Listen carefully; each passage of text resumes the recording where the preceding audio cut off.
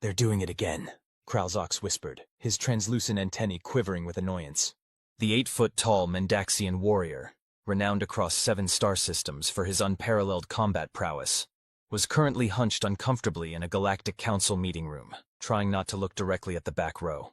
Doing what? Asked Vkr'lak, the crystalline representative of the Paroxy Collective. Her obsidian surface reflected the ambient light in fractal patterns as she turned toward him. The humans? They're just sitting there. Exactly, Kralzox hissed, mandibles clicking in agitation. They always sit at the back, every meeting, every assembly, every diplomatic function, back row, corners, or against walls, never in the center, never at the front. Don't tell me you haven't noticed. The enormous council chamber buzzed with the representatives of over 200 species. The Galactic Cooperative of Intelligent Species, GCIS to friends, GSIS to humans who couldn't resist an acronym, had been established centuries ago to maintain peace and foster collaboration among the stars. Humans were relatively new members, having been invited to join only 73 cycles ago, after their unexpected victory in the hegemony border conflict. Maybe they just like the view, Vkr'lak offered, her voice resonating like wind chimes. Or perhaps their auditory organs function better from a distance. Kralzox snorted, a sound like sandpaper on steel. It's tactical, I'm certain of it. They're the only species that consistently positions themselves with unobstructed sight lines to all exits. Watch them during the breaks. They'll spread out, occupy different corners, never cluster together like the rest of us. You're being paranoid, Vkr'lak chimed softly. Humans are Class 3 organisms, barely 2 centuries of spaceflight. What could they possibly— Ambassador Jackson! Boomed High Chancellor Trill, interrupting their whispered conversation. The gelatinous leader of the council rotated their eye stalks toward the back of the room. The Terran delegation has been uncharacteristically quiet today. Perhaps you would care to share your planet's perspective on the Rigelian trade embargo? All eyes in the chamber swiveled to the back corner where a human woman sat casually, one leg crossed over the other. Unlike most representatives who wore elaborate ceremonial attire, she was dressed in what humans called a business casual ensemble. Dark pants, a burgundy blazer, and an expression of mild amusement. Ambassador Rebecca Jackson uncrossed her legs, leaned forward and grinned. Well, Chancellor, I was honestly hoping to avoid this particular diplomatic landmine. But since you've so graciously put me on the spot— She paused, taking a sip from a container labeled, Coffee, the Real Negotiator. The Terran Alliance believes the embargo is, frankly, short-sighted and economically self-defeating for all parties involved. A collective gasp rippled through the chamber. The Rigelian delegation's head crests flared in brilliant oranges and reds, a clear sign of agitation. Care to elaborate, Ambassador? Trill prodded, their translucent body pulsing with interest. Happy to, Jackson replied, still not moving from her back row position. The Rigelians are restricting quantum crystalline exports over a territorial dispute that's, 3 centuries old? Meanwhile, 17 systems are suffering technological regression, and Rigel itself is losing approximately 6 trillion galactic credits in revenue annually. She shrugged. Where I come from, we call that cutting off your nose to spite your face. Though I should note that idiom doesn't translate well for species without noses, or faces. A ripple of uncomfortable laughter scattered through the chamber. Kralzox narrowed his compound eyes. See, he whispered to Vkr'lak. They do this every time. Say something provocative, then observe everyone's reactions from their safe distance. It's information gathering. It's called honesty, a voice said directly behind them. Kralzox nearly leaped from his exoskeleton. He whirled around to find a human male standing there, holding a similar container of coffee. He was shorter than Jackson, with darker skin and a meticulously trimmed beard. Lieutenant Commander Torres, Terran Security Attaché. The human introduced himself with a slight nod. And you're right, we do prefer the back row. He took a sip from his container, eyes twinkling. But not for the reasons you think. The council adjourned 3 hours later, after what the Zalaxians delicately termed a vigorous exchange of perspectives, and what Ambassador Jackson more bluntly called diplomatic cage fighting. The Rigelian embargo remained in place, but negotiations had been scheduled for the following cycle. Lieutenant Commander, Kralzox called out, hurrying to catch Torres before he left the chamber. The human was engaged in conversation with 2 representatives from the Andromedan contingent, but turned at the sound of his name. Ah, Strategic Commander Kralzox of the Mendaxian High Guard, Torres said with a smile. Been wanting to meet you properly. Your tactical innovations during the Cillian conflict were brilliant. Kralzox's mandibles fluttered in surprise. You've studied our military history? All of it, Torres replied matter-of-factly. Every engagement, every strategy. It's kind of my job. This was not going as Kralzox had anticipated. He had approached the human intending to extract information about their seating preferences, not to discuss his species' martial accomplishments. He decided on directness. You mentioned that humans sit at the back of chambers for reasons other than tactical advantage, he said. I find that difficult to believe. Your species consistently positions itself for maximum situational awareness and proximity to exits. Torres laughed, a strange barking sound that Kralzox's translator struggled to categorize as either amusement or aggression. Walk with me? Torres suggested, gesturing toward the grand hallway that led to the station's central promenade. I could use some actual food after that meeting. No offense to the Vesperians, but their idea of refreshments is basically fancy mud. Kralzox fell into step beside the human, acutely aware of their height difference. Torres barely reached his thoracic segment. You're right about one thing, Torres continued as they walked.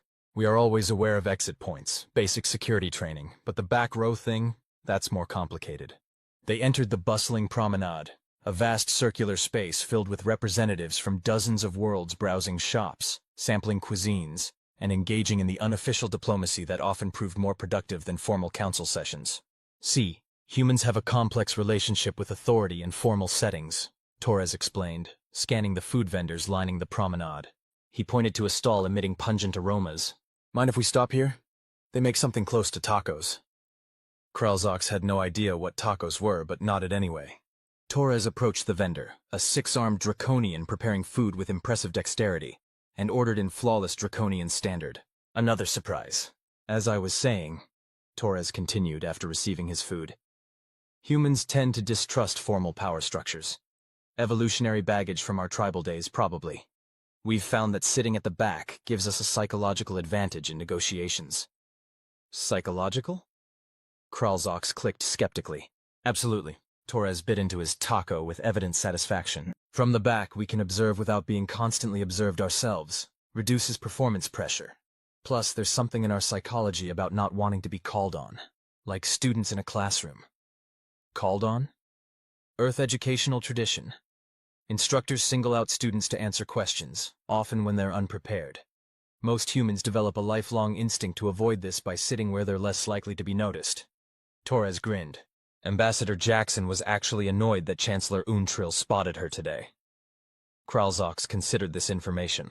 It seemed both trivial and profound simultaneously, which he was beginning to suspect described many aspects of human behavior. Then your positioning isn't primarily defensive? He pressed. Torres shrugged, finishing his food. It's multi-purpose, psychologically comfortable, tactically sound. We like having walls at our back because predators can't sneak up on us. Another evolutionary holdover. But there are no predators in council chambers, Kralzox pointed out. Torres fixed him with a look that made the Mendaxian's antennae stiffen. Aren't there, though? Before Kralzox could respond, a thunderous explosion rocked the promenade. Chaos erupted instantly. Screams and shouts in 100 languages filled the air as smoke billowed from what had been an upscale diplomatic goods shop. Emergency containment fields shimmered into place, compartmentalizing the promenade to prevent decompression or fire spread. Kralzox instinctively dropped into a defensive posture, his exoskeleton hardening in response to threat. When he looked for Torres, the human was already gone. No, not gone. Moving. While most beings were rushing away from the explosion or freezing in panic, Torres was sprinting toward it, weaving through the crowd with surprising agility. Kralzox found himself following before his conscious mind had fully processed the decision. He caught up to Torres at the edge of the containment field, where the human was coordinating with station security. A mix of robotic units and organic officers from various species. At least 3 injured inside, Torres was saying to a Vesperian security chief. Blast pattern suggests a localized device, probably planted rather than delivered. Permission to enter and assist? The Vesperian buzzed hesitantly. Protocol requires evacuation of all non-security. I'm Terran security attaché, and I have medical training, Torres interrupted. Those people need help now, not after your evacuation protocols. I'll accompany him, Kralzox found himself offering. Mendaxian exoskeletons are resistant to both fire and structural collapse. The security chief's compound eyes flickered between them before he reluctantly authorized the field to permit their passage. 3 minutes only. Medical drones are en route. Inside the containment zone, the acrid smell of burnt synthetics and the distinct copper-tinged scent of various species' blood hung in the air. The shop's interior was devastated, display cases shattered and walls blackened. Torres immediately moved to the first victim, a collation with iridescent scales now dulled by dust and smoke. Pressure wound on the thorax, Torres muttered, applying a compression bandage from a small kit he'd produced from somewhere on his person. Respiratory system intact, should stabilize until medical arrives. Kralzox marveled at the human's calm efficiency. He'd heard humans were adaptable, but witnessing this rapid shift from diplomatic posturing to emergency response was unsettling. There, Torres pointed to an overturned display case. Someone's trapped underneath. Together they lifted the heavy case, revealing a young Andromedian diplomat, Kralzox, recognized from the council meeting. Torres checked vital signs while Kralzox scanned the room for additional casualties. "Why do I feel like you've done this before?" Kralzox asked as they moved to help a third victim. "Because I have," Torres replied grimly. "Jakarta, Lunar Colony Beta, Proxima Centauri Station. Explosions are unfortunately familiar territory. You were present at multiple attacks?" "Welcome to human diplomatic history," Torres said with a humorless smile. "We learned early that peace talks and explosions often go hand in hand." Medical drones arrived, taking over care of the injured. As they were ushered out of the containment zone, Kralzox noticed Torres's eyes continuously scanning, cataloging, assessing. He was no longer the casual diplomat from the council chamber, but something else entirely. A predator on alert. "This wasn't random," Torres said quietly as they were cleared by decontamination fields. "The timing, the location, this was targeted." "How can you be certain?" Kralzox asked. "Because the shop sold primarily Rigelian luxury goods," Torres replied. "And the explosion happened exactly 53 minutes after Ambassador Jackson publicly criticized their embargo." Kralzox's antennae stiffened. "You think the Rigelians? I think nothing yet." Torres cut him off. "But I intend to find out." He tapped a communication device on his wrist. "Jackson, we have a situation. Meet at security point Alpha." As they moved through the still chaotic promenade, Kralzox found himself reassessing everything he thought he knew about humans. Perhaps their back row tendencies weren't simply evolutionary quirks after all. Security Point Alpha turned out to be a nondescript corridor junction near the human residential sector of the station. Ambassador Jackson was already waiting when they arrived, along with 2 other humans Kralzox didn't recognize. "Strategic Commander Kralzox," Jackson acknowledged with a nod. "I see you've had an exciting afternoon with my security attaché." "The commander was instrumental in the rescue effort," Torres reported. "And he's developed some theories about human behavioral patterns that I find intriguing." "Has he now?" Jackson raised an eyebrow.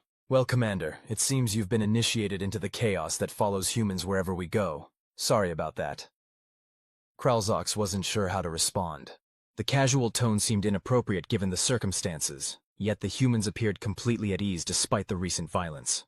3 injured, no fatalities, one of the unknown humans reported. "Station security is treating it as a random act of terrorism, but initial forensics suggest the device was sophisticated, military-grade components with civilian packaging. Classic false flag operation," the other human added. "Designed to look amateur but executed professionally." Jackson sighed. "The Rigelians aren't subtle, are they? Though this is an escalation even for them." "You believe the Rigelian delegation is responsible?" Kralzox asked, mandibles clicking rapidly. "That would violate at least 17 GCIS protocols, and could potentially trigger diplomatic sanctions." "Which is why they'll ensure plausible deniability," Jackson interrupted. "Probably blame it on extremist factions not officially connected to their government." "Standard playbook," Torres agreed. "We saw the same tactics during the Europa conference." Kralzox felt as though he'd wandered into an entirely different universe from the one where council meetings and diplomatic niceties occurred. These humans spoke of assassination attempts and terrorist tactics with the same casual familiarity that Mendaxians might discuss hive maintenance. "I don't understand," he admitted finally. "If you anticipated such danger, why provoke the Rigelians in council?" Jackson and Torres exchanged a look that Kralzox couldn't interpret. "Sometimes you need to poke the nest to see what flies out," Jackson said with a shrug. "We needed confirmation about who's really driving the embargo."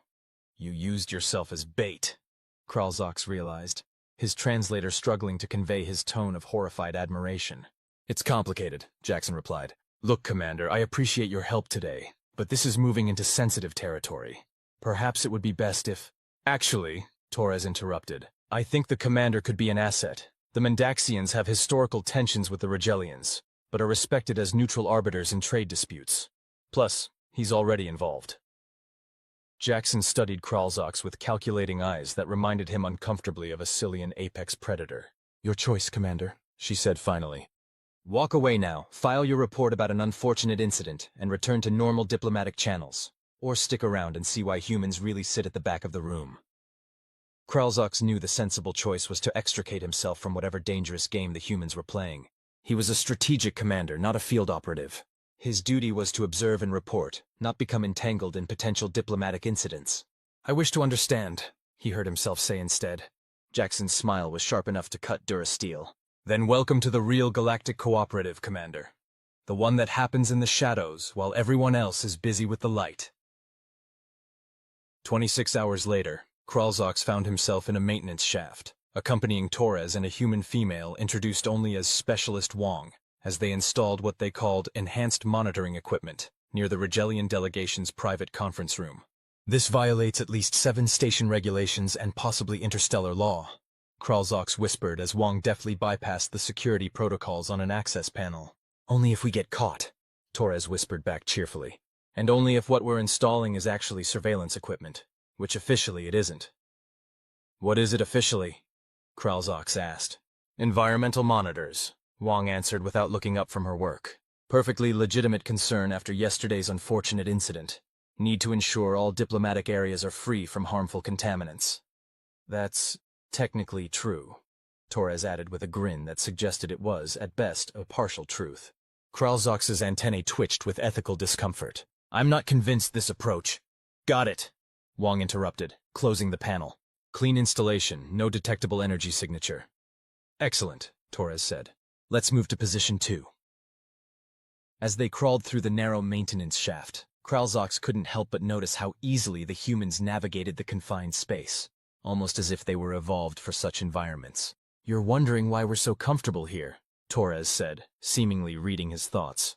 "The question had occurred to me," Kralzox admitted. "Humans evolved as pursuit predators in varied terrain," Torres explained. "Caves, forests, tight spaces. We've been squeezing into places we don't belong for our entire evolutionary history. Usually to ambush something or hide from something bigger," Wong added. "Sometimes both." "Your species concerns me," Kralzox said frankly. Both humans laughed, a sound that echoed disconcertingly in the narrow shaft. "We concern ourselves sometimes," Torres acknowledged.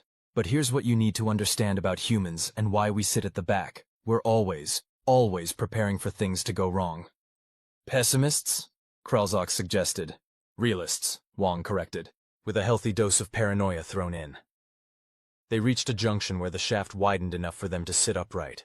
Torres pulled out a small device that projected a holographic schematic of the station section. "See, most species in the cooperative evolved in relatively stable environments," he continued, highlighting their current position.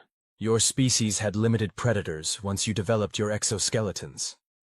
The pyroxy formed in volcanic conditions that remained consistent for millions of years. Even the Vesperians, despite their hive conflicts, had environmental stability. Humans didn't." Wong picked up the explanation. "We faced rapid climate changes, predators that adapted as quickly as we did, natural disasters, scarcity cycles. We never had the luxury of predictability. So we developed this." Torres tapped his temple. "Constant threat assessment, pattern recognition, obsessive planning for worst-case scenarios." "And sitting at the back?" Kralzox prompted. "Is just one manifestation," Torres replied. "From the back, we can watch everyone without being watched ourselves. We can leave quickly if needed. We can assess the room's dynamics without being in the middle of them. It's also just less stressful," Wong added pragmatically. "Fewer beings breathing down your neck." Torres nodded toward the schematic. "Ready for position 2? The Rigelian ambassador should be meeting with the Proximan trade representative in about 40 minutes. As they continued through the maintenance shaft, Kralzox pondered this new information. Humans were evidently far more complex than their Class 3 designation suggested. Their apparent casualness masked layers of calculation that even his strategically trained mind found impressive. "You know," he said as they approached their destination, "in Mendaxian military doctrine, we have a concept called prepared paranoia, the balance between readiness and overcaution. We call it Tuesday," Wong replied dryly. Position 2 proved more challenging. Located above a rarely used service corridor, It offered access to both the Rigelian private chamber and a secondary exit route they frequently employed. Problem, Wong announced after examining the access panel. Security protocol has been modified. Non-standard encryption. The Rigelians added their own layer, Torres concluded, frowning. They're being cautious after yesterday. Can you bypass it? Kralzox asked. Wong's fingers flew over her portable interface. Yes, but it'll take time we don't have. They'll detect the intrusion attempt. Torres considered for a moment. Alternative approach. Commander, how good is your acting? Acting? Kralzox's mandibles clicked in confusion. Mendaxians don't typically engage in performance art. Today's your debut, then, Torres said with a grin. We're going to need a distraction. 10 minutes later, Kralzox stood in the main diplomatic corridor, engaged in what humans apparently called making a scene. His exoskeleton flushed with the bright orange patterns of extreme agitation, as he loudly demanded to speak with the Rigelian ambassador about trade irregularities affecting Mendaxian pharmaceutical imports. This is unprecedented, he proclaimed, voice modulator set to maximum projection. 3 shipments delayed without explanation. The Mendaxian High Command requires immediate clarification. A small crowd had gathered, including several members of the Rigelian security detail who were now focused entirely on the potential diplomatic incident unfolding before them. From the corner of his compound eye, Kralzox detected Torres and Wong slipping through a service door exactly as planned. The Rigelian First Secretary, a tall, ridge-backed being with elaborately decorated head crests, approached cautiously. Strategic Commander, this is most irregular. If your government has concerns, the proper channels have been ignored for 17 cycles. Kralzox interrupted, secretly impressed with his own improvisation. My hive cluster relies on crystalline exports for critical medical applications. As the confrontation continued, Kralzox found himself oddly exhilarated. There was something liberating about this performance, this deliberate creation of chaos for tactical advantage. Was this how humans felt all the time? His comm implant vibrated subtly against his carapace, the signal that Torres and Wong had successfully completed their task. Time to de-escalate. Perhaps, he said, moderating his tone. We could discuss this privately? I may have been overzealous in my approach. The First Secretary's crests relaxed slightly from their defensive position. That would be preferable, Commander, though I must register a formal protest about your methods. Understandable, Kralzox conceded. The stress of recent events has affected us all. As they moved toward a private conference room, Kralzox spotted Torres and Wong casually emerging from a public refreshment area, looking for all the world as though they'd been there the entire time. Torres caught his eye and gave a tiny nod of approval. The humans had successfully deployed their monitoring equipment while everyone was distracted by his performance. More importantly, they had drawn him into their methodology, making him complicit in their unconventional approach to diplomacy. Kralzox realized he should be outraged. Instead, he felt a disturbing sense of satisfaction. Excellent work, Commander, Ambassador Jackson said later as they gathered in what the humans called their secure room, a standard diplomatic suite that had been modified with countermeasures against surveillance that Kralzox suspected violated several GCIS regulations. You have a natural talent for creating diplomatic incidents. Coming from a human, I'll take that as a significant compliment, Kralzox replied dryly. Jackson laughed. You're even developing our sense of humor. Torres, I think we've corrupted him. Diplomatic security is a corrupting business, Torres said with a shrug. But we've got what we needed. He activated a holographic display showing audio waveforms and text translations. The Rigelian ambassador met with representatives from the Galactic Confederacy 3 hours ago. They discussed accelerating the timetable in response to Terran provocation. Silians? Kralzox's antennae stiffened in surprise. They have no stake in the embargo dispute. Not officially, Jackson agreed. But they've been competing with us for influence in the Outer Rim territories. If the Rigelians can disrupt our trade routes, the Silians benefit substantially. The explosion was just the opening move, Wong added, scrolling through data on her tablet. Our analysis suggests they're planning something more significant during tomorrow's plenary session. Kralzox's tactical mind immediately began calculating possibilities. The entire council will be present. Security will be focused on external threats, not on the delegates themselves. Exactly, Torres confirmed. Perfect opportunity for what they're planning, Kralzox prompted. The humans exchanged glances again. That silent communication he found both fascinating and unnerving. We believe they're going to release a targeted binary compound, Jackson said finally. Individually, each component is harmless and would pass security scans. Combined, they create a temporarily incapacitating agent that affects species with oxygen-based respiration. Like humans, Kralzox realized, and 17 other council species, Torres added. While the affected delegates are incapacitated, they plan to force an emergency vote on sanctions against the Terran Alliance. The elegant simplicity of the plan was impressive from a tactical perspective. With human delegates unable to object and their allies similarly affected, the Vkr'lians could easily sway the emergency session toward their preferred outcome. This is speculation, Kralzox noted. You have no definitive proof. Not yet, Jackson acknowledged. But we will by morning. The monitoring equipment you helped install is tracking their preparations. And if you're wrong? Kralzox challenged. Then we've engaged in unauthorized surveillance and diplomatic overreach, Jackson admitted with surprising candor. I'll be recalled to Earth in disgrace. Torres will be reassigned to some backwater security post, and humans will have reinforced every negative stereotype about our paranoia and tendency to escalate situations. You seem remarkably unconcerned about that possibility, Kralzox observed. Because we're not wrong, Torres said simply. This pattern is familiar to us. We've seen it before. On Earth, Wong added. In our own history, before we joined the stars. Something in their tone made Kralzox's carapace tighten instinctively. There was a darkness there, a weight of experience that seemed at odds with humanity's relatively brief interstellar history. You said humans always prepare for things to go wrong, he said slowly. What exactly are you preparing for now? Jackson's smile didn't reach her eyes. To show the Vkr'lians why attacking a species that evolved constantly expecting attacks might be the worst diplomatic move since the Andromedan misunderstanding of 2289. And how exactly do you plan to do that? Kralzox asked. By sitting at the back of the room, Torres replied, and letting them think they've won. The plenary session began precisely on schedule, with High Chancellor Tril's gelatinous form pulsing with formal colors of welcome as they called the assembly to order. The chamber was filled to capacity, representatives from all member worlds arranged in concentric semicircles facing the central podium.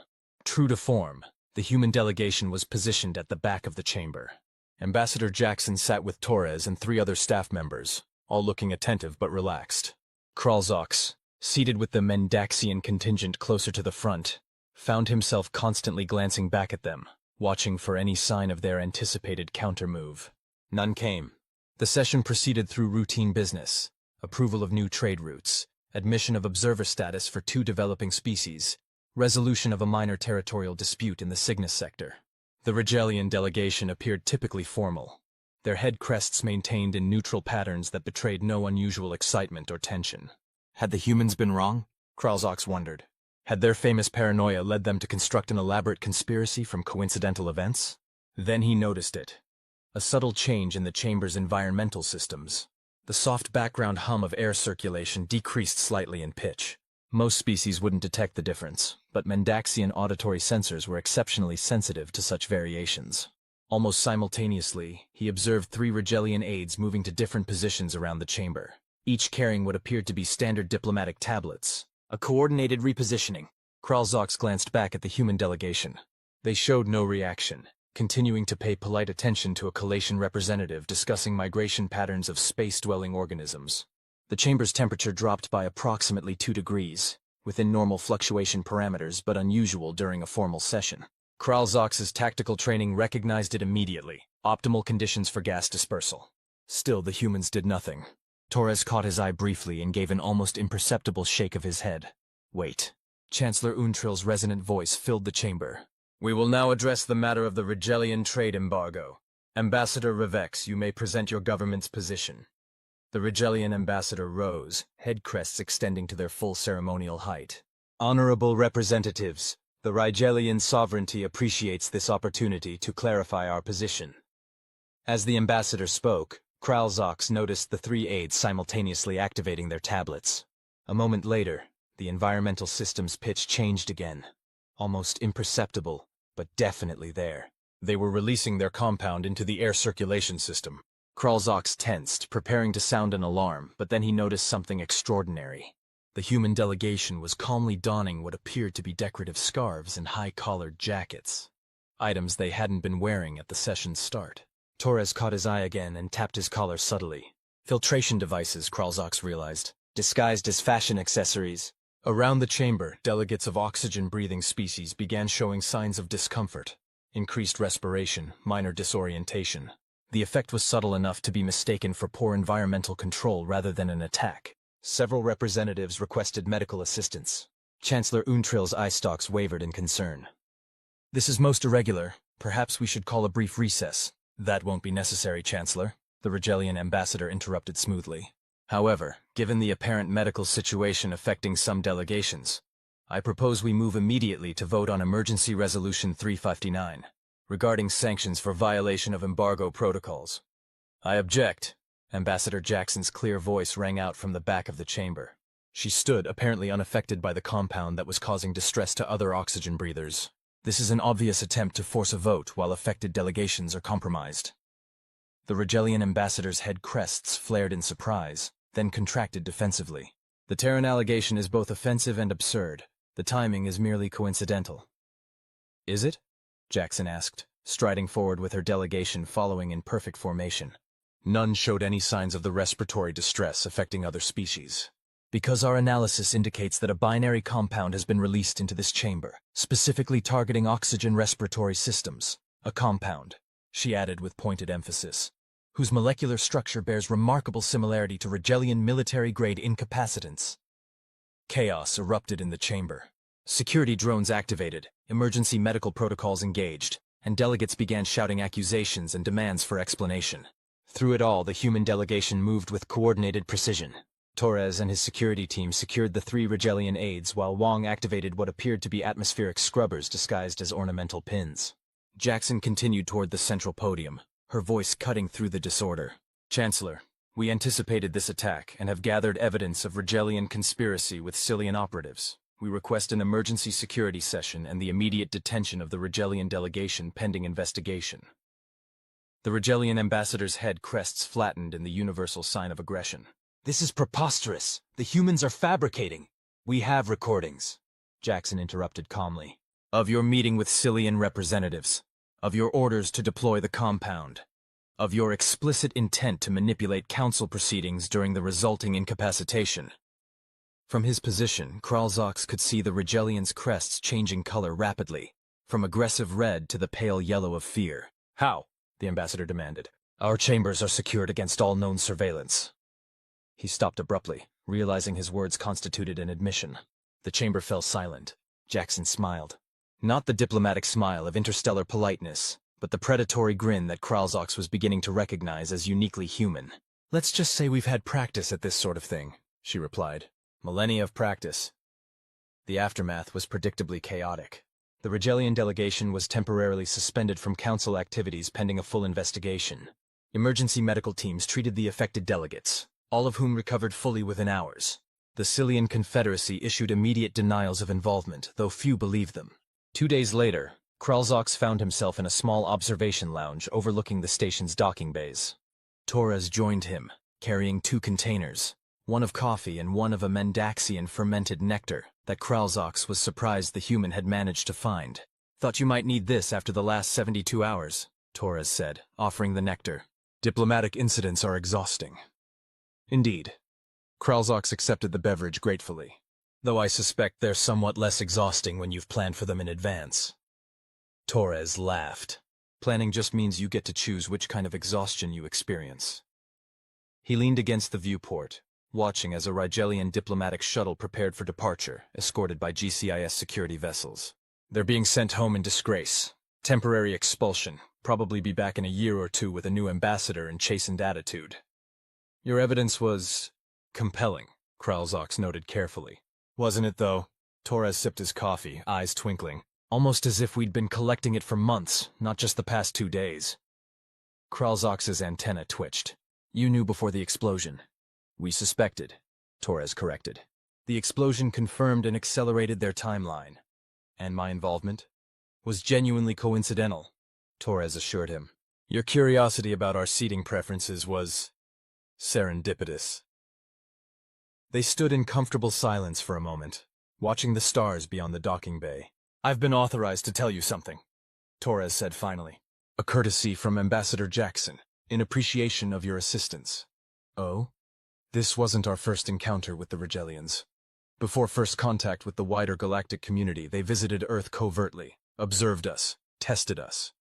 Kralzox's compound eyes widened. That violates the non-interference protocols for pre-spaceflight civilizations. Exactly. Torres nodded. They spent centuries studying humanity, our conflicts, our divisions, our apparent weaknesses. They concluded we would be easily manipulated once we joined galactic society. They miscalculated, Kralzox observed. Profoundly, Torres agreed. They didn't understand that humans spent our entire evolutionary history surviving threats, from nature, from predators, and especially from each other. Every human civilization that survived did so by anticipating attacks, preparing for betrayal, and developing countermeasures for threats that hadn't yet materialized. Prepared paranoia, Kralzox murmured. On a species-wide scale, Torres confirmed. By the time we achieved spaceflight, we'd experienced every form of conflict, treachery, and manipulation possible. We'd developed immune responses to them all. And sitting at the back of the room? Kralzox prompted. Torres grinned. Is the most basic defense. The position from which you can observe everything, respond to anything, and never be surprised. It's instinctive to us now. Kralzox contemplated this revelation. The other species don't know about the Rigelian pre-contact interference? Most don't, Torres said, and we'd prefer to keep it that way. Revealing it would destabilize the cooperative in ways that wouldn't benefit anyone. Then why tell me? Torres turned to face him directly. Because we believe Mendaxians might be natural allies. Your evolutionary history has some interesting parallels with ours. Different environment, similar adaptations. We also prepare for things to go wrong, Kralzox acknowledged. Exactly. Torres finished his coffee. Plus, now you understand why we always sit at the back. Kralzox clicked his mandibles in amusement. I believe I do. He gestured toward the departing Rigelian shuttle. Though I suspect they've now learned as well. Oh yes. Torres agreed with that predatory human smile. The galaxy's strongest species just realized something important about the newcomers. And what's that? Kralzox asked. Torres's expression was both cheerful and chilling as he replied. That humanity prepared for interstellar conflict before we ever left our planet. Every human who enters this chamber doesn't just represent Earth. They carry millennia of survival instincts, honed by facing every imaginable threat. He glanced back toward the council chamber, where preparations for the next session were already underway. We sit at the back because we're always waiting for something to go wrong. And when it does, he added softly, we're ready. Kralzox felt a new respect for these strange, paranoid, constantly preparing creatures. Humanity, fuck yeah, he said experimentally, using the human expression he'd heard Torres mutter during the crisis. Torres's surprised laughter echoed through the observation lounge. Exactly, Commander, exactly. In the distance, the council chamber was being reconfigured for the next session, and if anyone noticed that several other species delegates were now requesting seats in the back row, well, that was just diplomatic evolution in action. The end.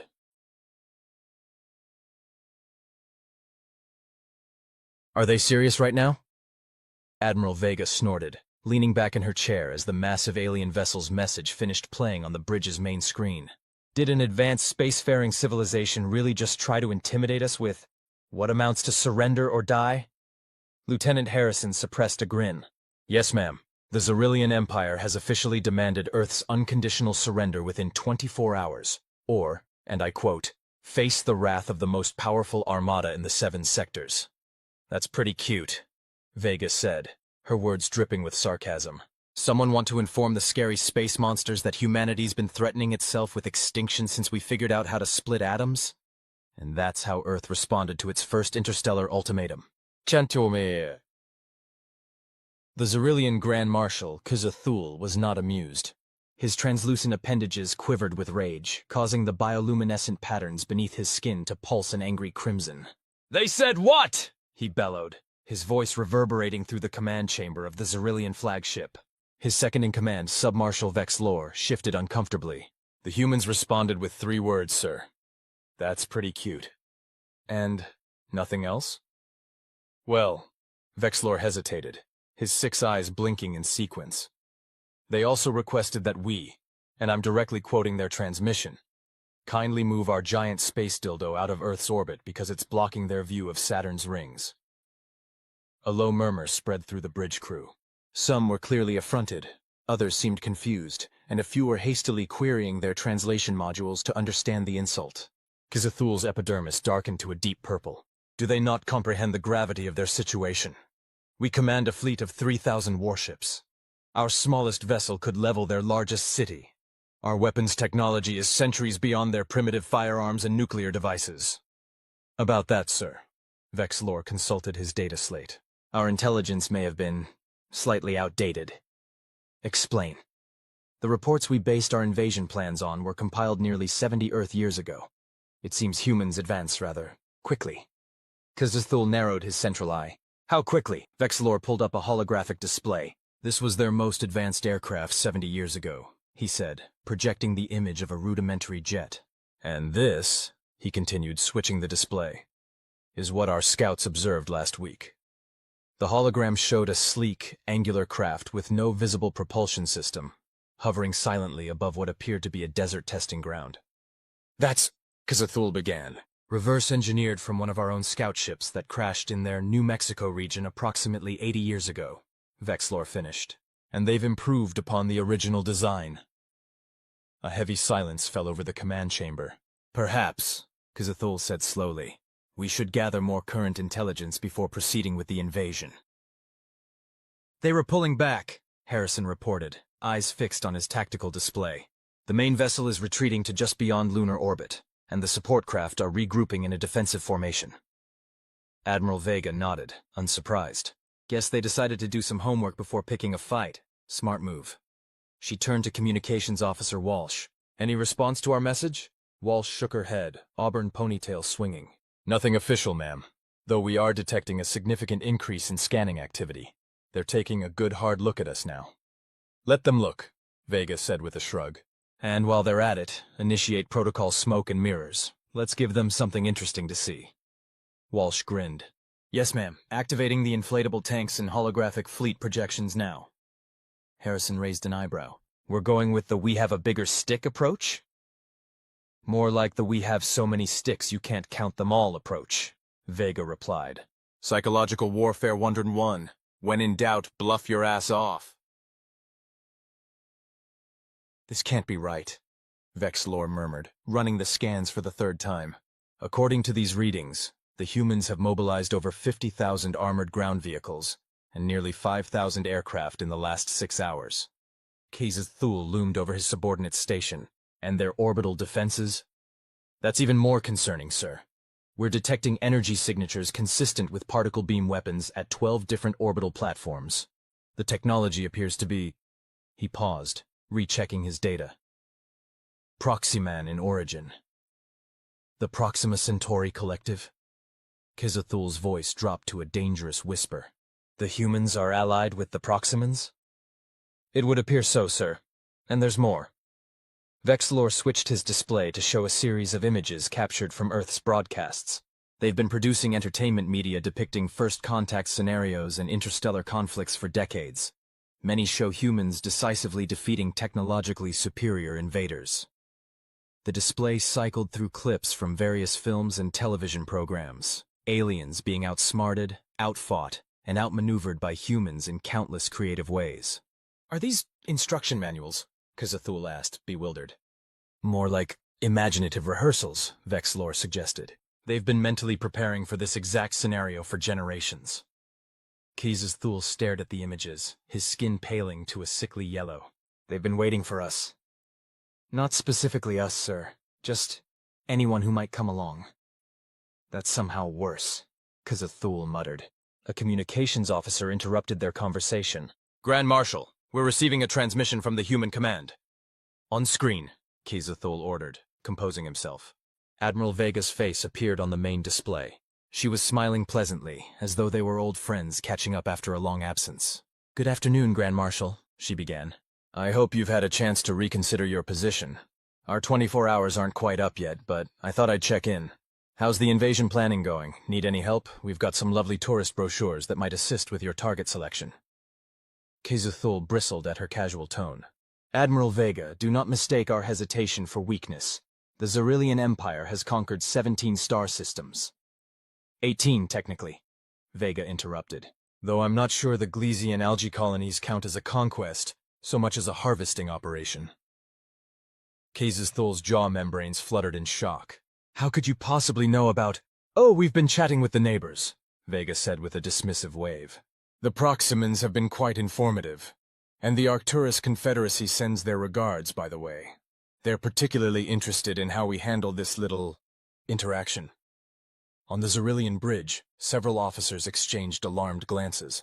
The Arcturus Confederacy was the dominant power in this galactic arm, and they had maintained a fragile peace with the Xerillian Empire for centuries. "This is an internal matter between our empire and your planet," Kazethul insisted. "The Confederacy has no reason to involve themselves." Vega's smile widened. "Funny thing about humans, Grand Marshal. We're very good at making friends. Must be our charming personalities and good looks. Anyway, I'd love to continue this delightful conversation, but I have a meeting with the Andromedan ambassador in 5 minutes. Tricky time differences when you're dealing with intergalactic relations, you understand." The screen went blank before Kazethul could respond. "Sir," Vexlor ventured after a moment of stunned silence, "the Andromedan Collective is 3 million light-years away.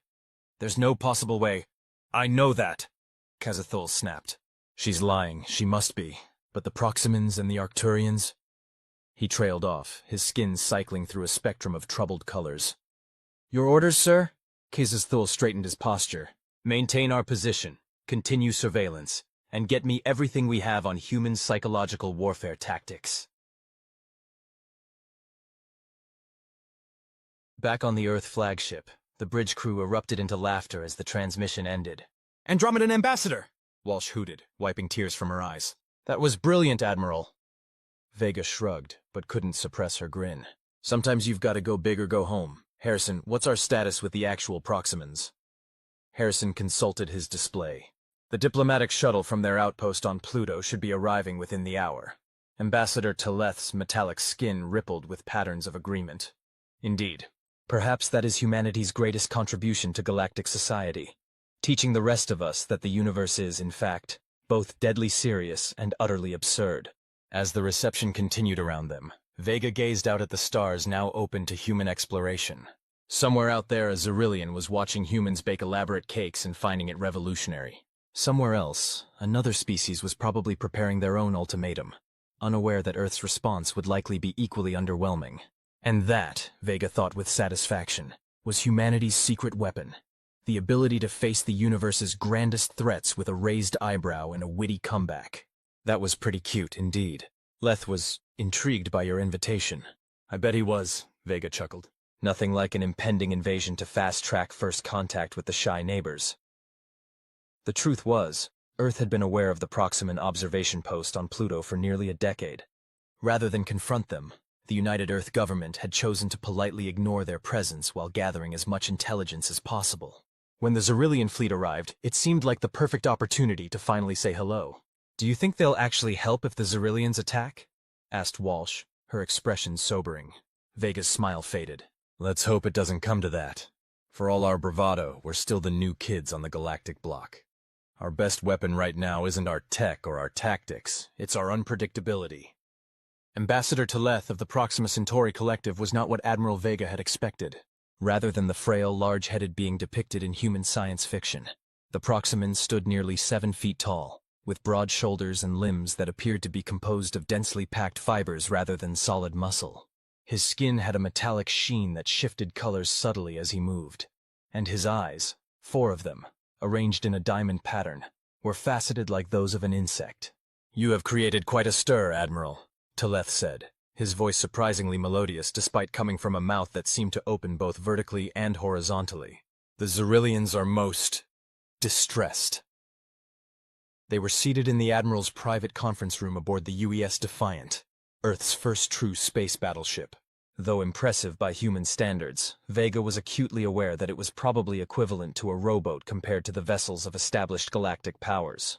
"That was the intention," Vega admitted. "We're playing for time while trying to avoid appearing weak." Teleth made a gesture that might have been the Proximan equivalent of a nod. "A logical approach, given your circumstances. However, there is a flaw in your strategy." "Just one?" Vega quipped. The ambassador's upper eyes blinked, perhaps in amusement. "The Xerillians are methodical.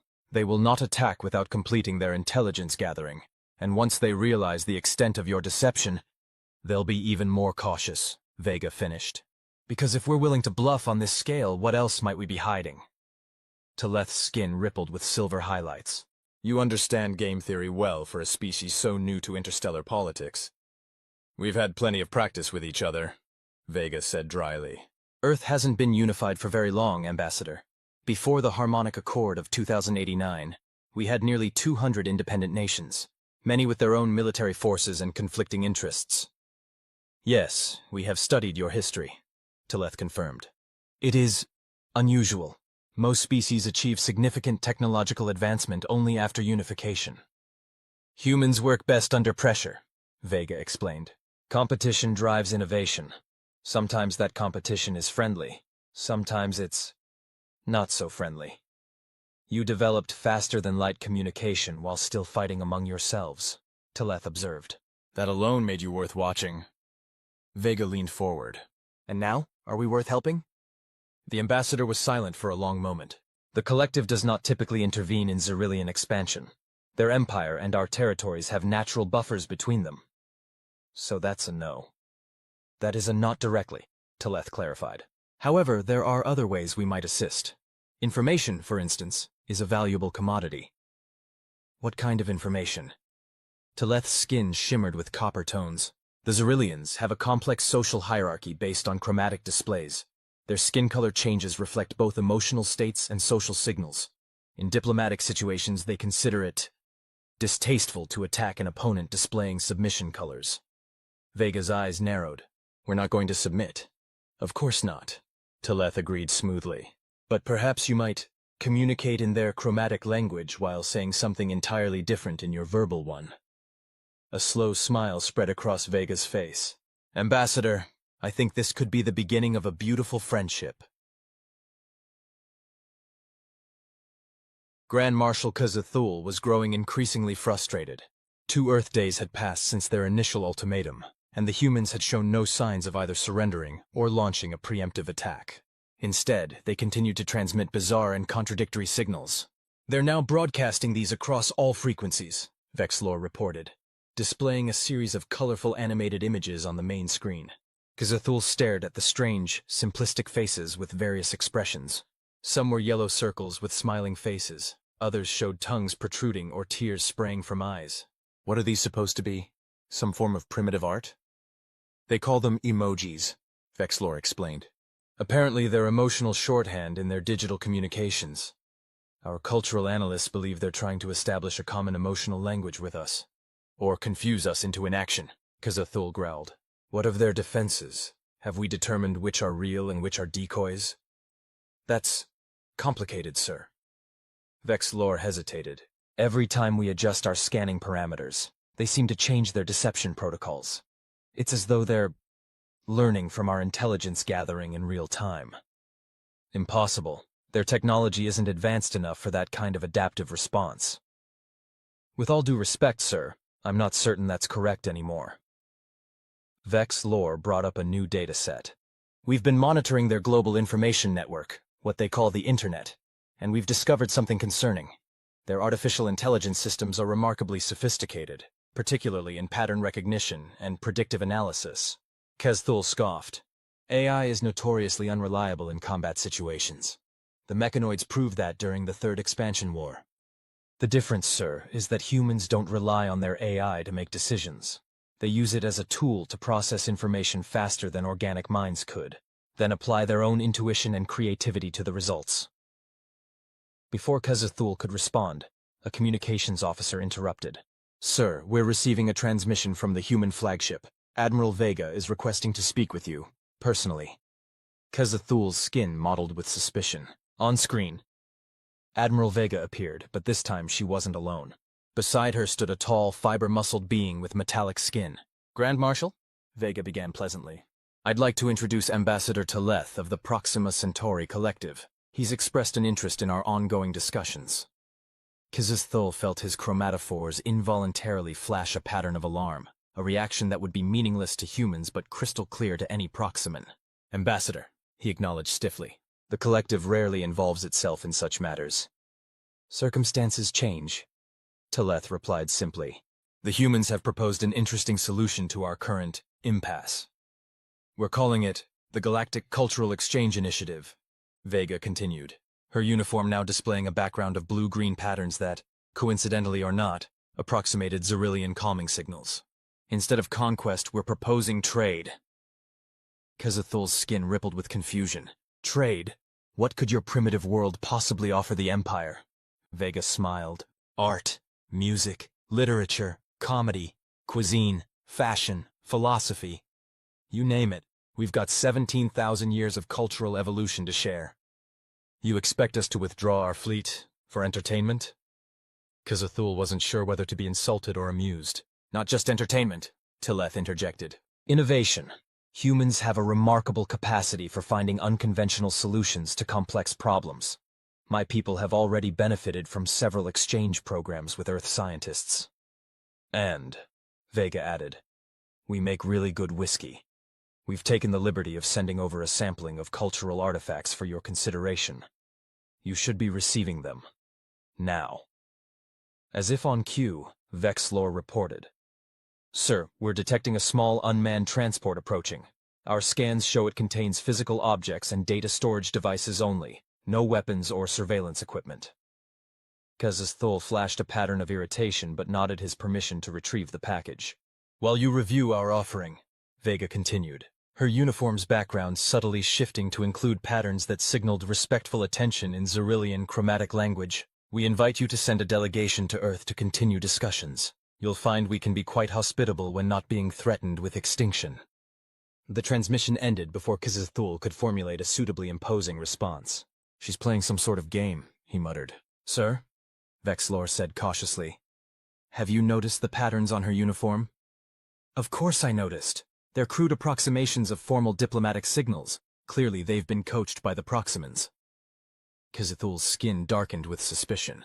Bring the human package to my private chambers. I want to see what they consider valuable enough to trade for their planet's freedom. 6 hours later, Kezithul summoned his command staff. His skin was cycling through a complex pattern that none of his officers had seen before. Flashes of fascination interspersed with confusion and occasional bursts of what appeared to be amusement. I have reviewed the human cultural artifacts, he announced, gesturing to an array of objects spread across his strategy table. There were bound books with paper pages, small figurines, fabric items, and several data crystals. My conclusion is that we have severely underestimated these creatures. He held up one of the books. This is what they call a novel, a completely fictional narrative created purely for entertainment. This particular one describes an alternate history where their second global conflict ended differently.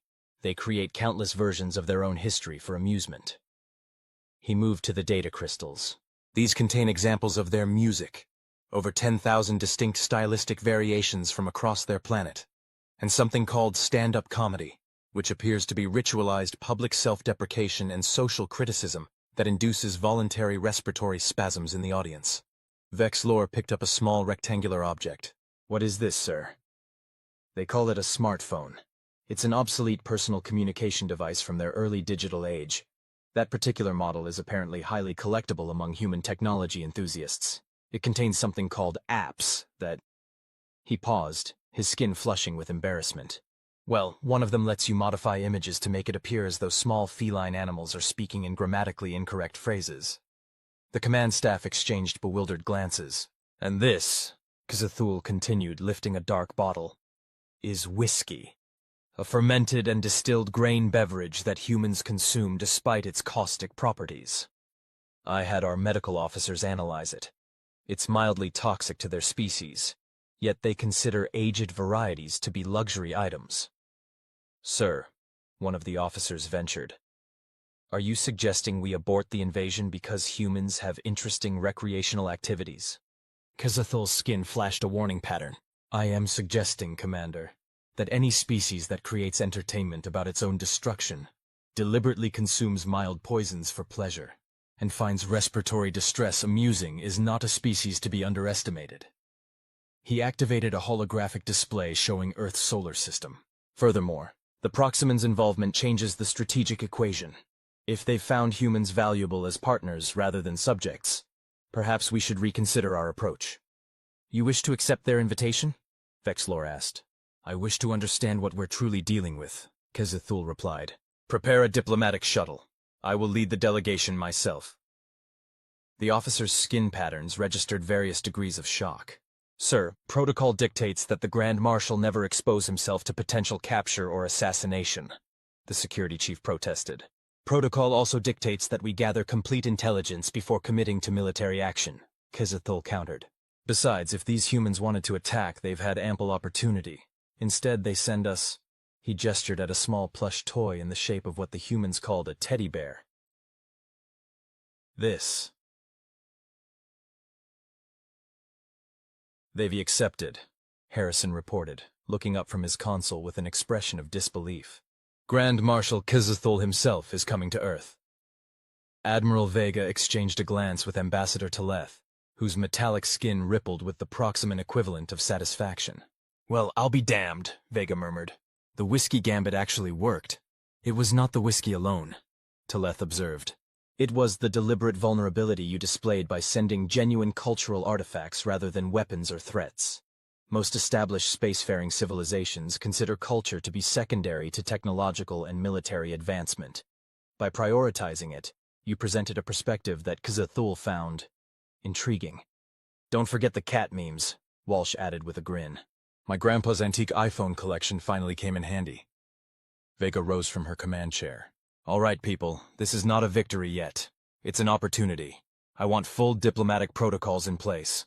Alert the Secretary General and the Cultural Affairs Ministry. We're going to give the Grand Marshal the warmest welcome in human history, while simultaneously reminding him that we're not to be trifled with. How do we manage that balance, ma'am? Harrison asked. Vega smiled. We take him to a ballet, then a demolition derby. We serve him a 5-star meal, then hot dogs at a baseball game. We show him the Louvre, then a haunted house attraction. In short, we give him cultural whiplash until he doesn't know whether to conquer us or request citizenship. Grand Marshal K'Zithul's official visit to Earth lasted 7 Earth days. During that time, he and his delegation were escorted to 23 countries, participated in 17 cultural rituals, including something humans called karaoke night, which Vkr'lak displayed a disturbing aptitude for, consumed 42 distinct cuisines, and attended 12 different entertainment events. On the final day, K'Zithul met with the United Earth Government's Secretary General in New York City, a meeting that Admiral Vega was privileged to attend. Grand Marshal, the Secretary General began. I trust your visit has been informative. K'Zithul's skin displayed a complex pattern that the human official's newly upgraded translation software interpreted as respectful amazement with underlying caution. It has been illuminating, the Xyrillian leader acknowledged. Your species is unlike any we have encountered in our expansion. Is that a good thing? The Secretary General asked with a diplomatic smile. It is an uncertain thing, K'Zithul replied honestly. In the span of a single planetary rotation, I have witnessed your people engage in activities ranging from the sublimely beautiful to the bewilderingly dangerous, often for no reason other than because we can or it seemed like fun. Your art forms include both meticulous creations requiring decades of skill development and spontaneous expressions completed in moments. Your recreational activities range from peaceful meditation to willing participation in simulated life-threatening situations. He paused, his skin shifting to a thoughtful blue. When we issued our ultimatum, your Admiral Vega responded that it was pretty cute. I now understand this was not merely bravado. You genuinely found our threat quaint. Not quaint, Vega corrected gently. Just familiar. Humans have been threatening each other with annihilation for centuries. We've come to recognize that the truly dangerous opponents aren't the ones who make grand proclamations about their power. They're the ones who smile and invite you in for a drink while they calculate exactly how much force is necessary to achieve their objectives. K'Zithul's skin rippled with what might have been appreciation. You offered us trade instead of resistance. Yet your military preparations continued throughout our negotiations. Your cultural minister showed us your greatest artistic achievements while your strategic command conducted planetary defense drills. You are complicated. We find it's best to be prepared for any outcome while hoping for the most favorable one, the Secretary General said. A wise policy. K'Zithul made a formal gesture with his upper appendages. After consultation with my command staff and communications with our Imperial Center, I am authorized to offer the following. The Vkr'lak Empire will recognize Earth and its solar system as sovereign territory, and offer a non-aggression pact lasting 100 standard cycles. In exchange, we request exclusive trading rights for human cultural products, and permission to establish a cultural exchange outpost in your system. The Secretary-General maintained a diplomatic poker face, but Vega couldn't quite suppress a smile. The exclusive trading rights would be impossible to enforce given humanity's burgeoning relationships with other species, but it gave the Vkr'lak a way to save face while essentially backing down from their invasion plans. We would be delighted to establish peaceful relations with the Vkr'lak Empire, the Secretary-General responded. However, while we can offer preferential trading status, Earth's policy of open cultural exchange prevents us from granting exclusive rights to any single civilization. Kezithul's skin flashed briefly with irritation before settling into a pattern of resignation. We suspected as much. Preferential status is acceptable, provided it includes first access to your entertainment media, particularly these action movies, and something your cultural minister called reality television. The treaty was signed that afternoon, with both Teleth and representatives from the Arcturus Confederacy, who had indeed been monitoring the situation, serving as witnesses. As the Vkr'lak delegation prepared to depart, Admiral Vega paid a final visit to Grand Marshal Kezithul aboard his shuttle. I must admit, Admiral, you have managed something few have accomplished, Kezithul said, his skin displaying a complex pattern that the translation software interpreted as reluctant admiration. And what's that? Vega asked. You have made me question a fundamental principle of the Empire, that technological superiority inevitably leads to cultural superiority. His chromatophores shifted to a reflective pattern. Your species achieved spaceflight mere decades ago, yet your cultural diversity exceeds that of civilizations thousands of years older. Vega shrugged. Necessity, invention, and all that. We spent so much time competing with each other that we had to get creative to gain advantages. Then, when we finally stopped fighting, we had all these different perspectives to draw from.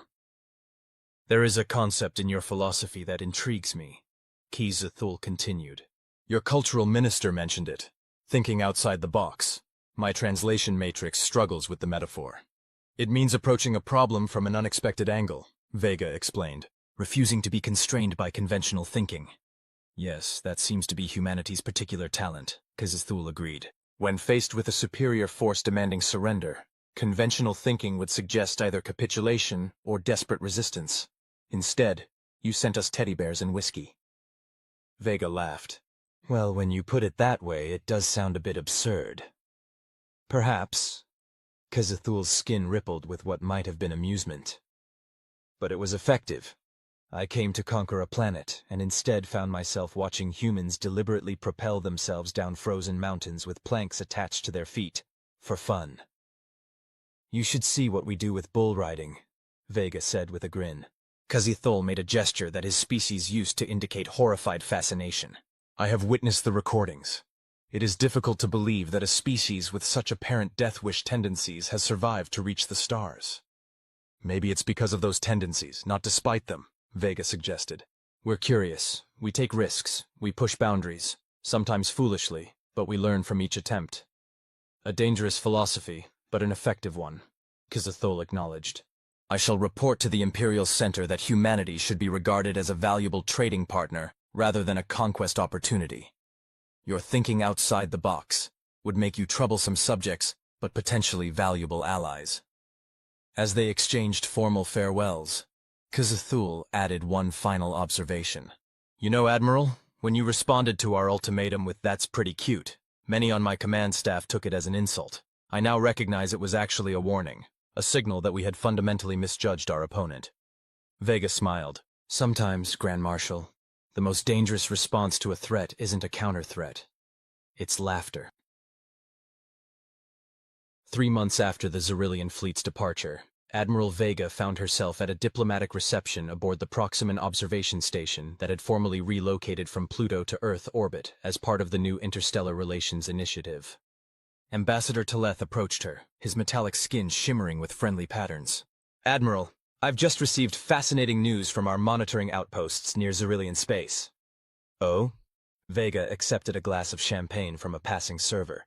Don't tell me they're reconsidering the invasion. Quite the opposite. Teleth's 4 eyes displayed the proximate equivalent of amusement. It seems your cultural exports have become something of a sensation within the Empire. Particularly popular are your historical dramatizations and cooking competitions. Vega nearly choked on her champagne. The Xyrillians are watching the Great British Bake Off? With great enthusiasm, Teleth confirmed. Grand Marshal Kazathul himself has apparently become enamored with your species' habit of constructing elaborate narratives around conflict without actually engaging in it. The concept of competitive activities where the stakes are purely symbolic is apparently revolutionary in their society.